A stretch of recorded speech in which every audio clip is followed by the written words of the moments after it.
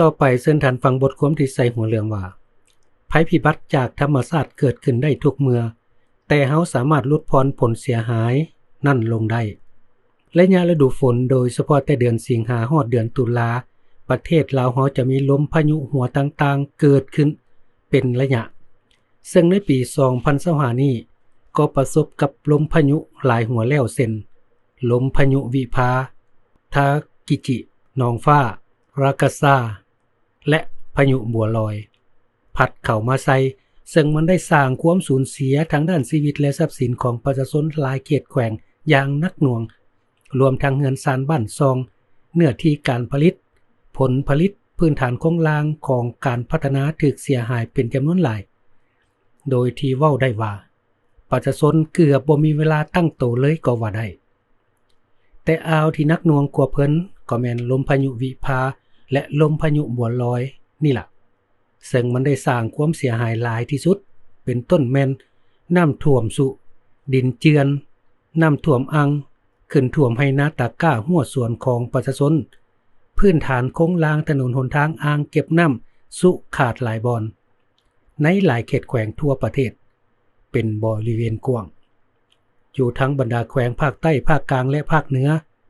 ซึ่งปัจจุบันบ่ทันสามารถประเมินมูลค่าความเสียหายนั่นได้เทื่อ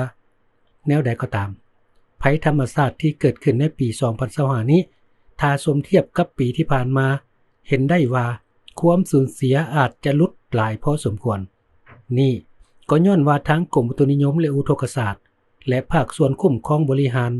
จัดการน้ำในเขื่อนต่างๆเพิ่นได้ออกมาแจ้งเตือนทุกวันให้ประชาชนบรรดาเผ่าทั่วประเทศให้มีสติเกียมรับมือกับภัยธรรมชาติที่อาจจะเกิดขึ้นเป็นประจำจึงเฮ็ดให้ความสูญเสียนั้นลดน้อยถอยลงได้แต่มันก็น่าเสียดายผ่านมาการปล่อยน้ำออกจากเขื่อนยังมีบางเขื่อนปฏิบัติบ่ถูกต้องปล่อยน้ำโดยที่บ่ได้แจ้งล่วงหน้าให้ประชาชนรับรู้ปล่อยกระทันหันสร้างความเดือดร้อนให้ประชาชนก็ยังมีอยู่เหตุภัยพิบัติทางธรรมชาติเช่นน้ำท่วมแห้งแล้งศัตรูพืชทำลายมันเกิดขึ้นได้ทุกเมื่อโดยที่พวกเขาบ่สามารถหลีกได้เกิดขึ้นมาแล้วย่อมมีผลเสียหายทางด้านชีวิตวัตถุทรัพย์สินเป็นจำนวนหลายแต่ว่าพวกเขาสามารถลดพรความสูญเสียลงได้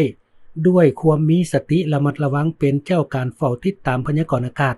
และคำแจ้งเตือนจากภาคส่วนเกี่ยวข้องเป็นประจำเจ้าหน้าที่เกี่ยวข้องทุกภาคส่วนต้องเพิ่มความรับผิดชอบให้สูงขึ้นเติมอีกมันติดตามและแจ้งเตือนสภาพดินฟ้าอากาศให้ประชาชนรับรู้เป็นประจำเฮ็ดอย่างต่อเนื่องต้องเตรียมพร้อมทุกเงื่อนไขและอุปกรณ์ที่จำเป็นทุกอย่างเพื่อช่วยเหลือเคลื่อนย้ายวัตถุสิ่งของและประชาชนผู้ประสบภัยอย่างทันการหากมีกรณีเกิดขึ้นเชื่อมั่นว่าจากบทเรียนที่ถอดถอนได้ในผ่านมานั้นเฮาจะสามารถพร้อมกันผ่านพาทุกอุปสรรคไปได้อย่างปลอดภัยแนวใดก็ดีการแจ้งเตือนภัยล่วงหน้าหรือการช่วยเหลือผู้ประสบภัยพิบัติทางธรรมชาติมันยังเป็นหน้าที่ของทั่วปวงชน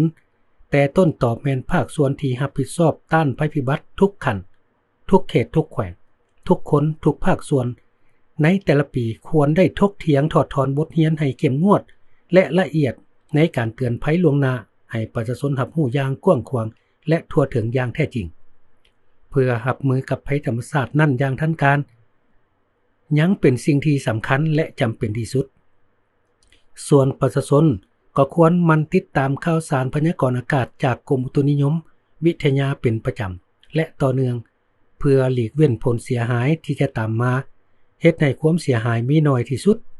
เพราะเวลานี้สภาพธรรมชาติบ่เหมือนเดิมแล้วย้อนความแน่นอนมันกลายเป็นสิ่งที่บ่แน่นอนไปแล้วที่ท่านได้ฟังผ่านไปนั้นแม่นบทความที่ใส่หัวเรื่องว่าภัยพิบัติจากธรรมชาติเกิดขึ้นได้ทุกเมื่อ